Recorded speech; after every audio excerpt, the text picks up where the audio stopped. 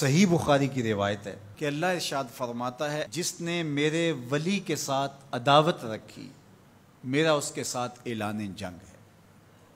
تو پھر کتنا حساس معاملہ ہو گیا جب ولی کی عداوت، ولی کی دشمنی، اللہ سے دشمنی قرار پائی کہ اب اس کا میرے ساتھ اعلان جنگ ہے، تو اب پھر ہمارے لیے ضروری ہو گیا کہ ولی کو پہچانے کہ ولی ہے کون، کہیں ہم اس کی مخالفت نہ کر بیٹھیں اور ہم اللہ جل شانہ کے قہر و غضب کا شکار نہ ہو جائیں۔ تو یہاں اسی حدیث میں جو بخاری کی میں نے آپ کے سامنے رکھی کہ میرا بندہ فرائض کی ادائیگی کے بعد کثرت نوافل سے میرا قرب حاصل کر لیتا ہے، پھر آنکھیں اس کی ہوتی ہیں، قوتیں میں ڈال دیتا ہوں، ہاتھ اس کے ہوتے ہیں لیکن پکڑنے کی توانائی خاص اس میں ڈال دی جاتی ہے۔ فَكُنْتُ سَمْعَهُ الَّذِي يَسْمَعُ بِهِ، کان اس کے ہوتے ہیں لیکن وہ میری اس دی ہوئی خاص قوت سے سنتا ہے۔ ہاتھ اس کے ہوتے ہیں لیکن پکڑائی کی قوت خاص طور کے اوپر میں اس میں ڈال دے۔ پاؤں اس کے ہوتے ہیں لیکن وہ میری عطا کردہ خاص قوت سے چلتا ہے۔ آصف بن برخیہ آنے واحد کے اندر تخت بلقیس لے آیا کہ نہ لے آیا؟ قرآن نے بیان کیا نا، آنے واحد میں 1 مہینہ جاتے ہوئے لگتا تھا، 1 مہینہ آتے ہوئے لگتا تھا۔ حضرت سلیمان علیہ السلام نے کہا کہ بلقیس آ رہی ہے، بس وہ شہر سے باہر پہنچ گئی ہے، تو کوئی ہے جو اس کا تخت لے کر آئے، اس کے آنے سے پہلے حاضر کر دے۔ اور وہ تخت مکفل کر کے آئی تھی، 60 ہاتھ چوڑا تھا، 80 ہاتھ لمبا تھا اور کئی ہاتھ موٹا تھا۔ تو کہا کوئی ہے جو اس کے آنے سے پہلے لے آئے؟ قال عفریت من الجن، ایک جن کھڑا ہو گیا، کہا حضور میں لے آتا ہوں۔ کب لاؤ گے؟ کہا کہ مجلس برخاست ہونے سے پہلے پہلے تخت آ جائے گا۔ بڑی بات تھی، لیکن سلیمان نے کہا نہیں، مجھے اس سے بھی پہلے چاہیے۔ کیا شان ہے، پیغمبر تھے، کہا مجھے اس سے بھی پہلے چاہیے۔ تو پھر کیا ہوا؟ قرآن پڑھیے، قال الذی عندہ علم من الکتاب، جس کے پاس کتاب اللہ کے علم کا کچھ حصہ تھا۔ زبور ساری کا عالم نہیں تھا، زبور کی کچھ آیتوں کا عالم تھا۔ اس نے کہا انا آتی کا بہ، جی حضور میں لے آتا ہوں۔ یہ تو دوپہر تک لا رہا ہے، تم کب لاؤ گے؟ کہا قبل ان یرتد الیک طرفک، آپ آنکھ بعد میں جھپکیں گے، تخت پہلے پڑا ہوگا۔ یہ قرآن نے کہا ہے نا۔ اور ابھی حضرت سلیمان نے آنکھ جھپکی نہیں تھی تو تخت سامنے پڑا تھا۔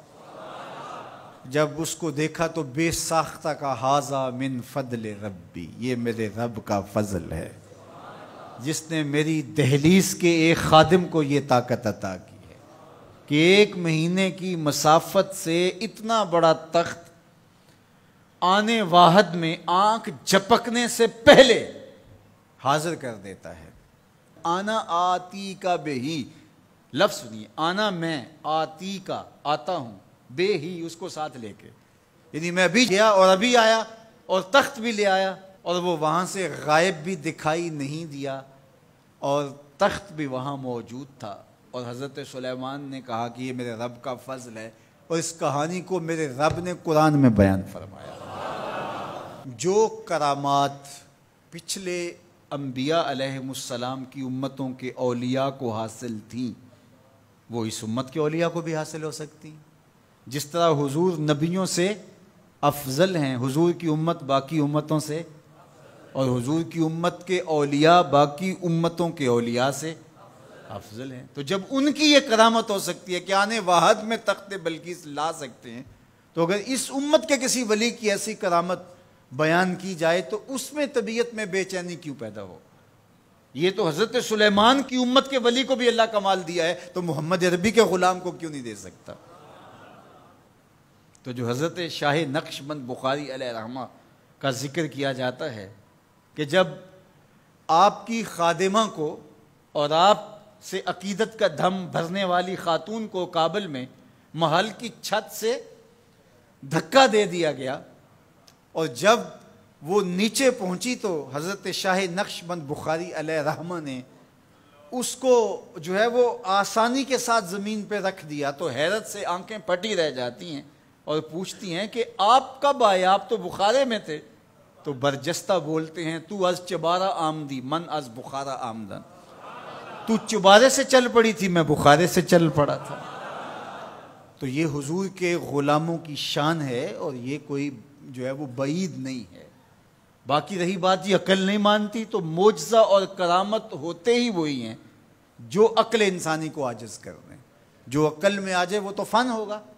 ما یعجز بہ العقل، عقل کی جہاں پہنچ نہ ہو، جو ظاہری اسباب سے ماورا ہو، جو چیزیں ما فوق الفطرت ہوں، تو انہیں ہی تو کرامت، قدرت یا معجزہ کہا جاتا ہے۔ اور اگر وہ عقل اور فہم اور ادراک میں آ جائیں تو پھر جو ہے وہ کیا ہو۔ تو اس کی نظیر ہمارے پاس قرآن میں موجود ہے۔ اب اللہ کا ولی کون ہوگا؟ حضور علیہ السلام سے پوچھا گیا، ابن مردوی اور باقی لوگوں نے روایت کیا کہ حضور ولی کون ہے؟ تو حضور علیہ السلام نے ارشاد فرمایا، اذا رؤوا ذکر اللہ، جس کو دیکھو خدا یاد آ جائے، جس کو دیکھنے سے رب یاد آ جائے، جس شخص کی صحبت میں بیٹھ کے رغبت دنیا کم ہو اور رغبت آخرت بڑھ جائے، اس کی صحبت غنیمت سب۔ اچھا، قرآن نے جو ولی کی علامت بیان فرمائی وہ یہ ہے، الذین آمنوا وکانوا یتقون، یعنی ولی کی جو علامتیں ہیں وہ ایمان اور تقوی ہے۔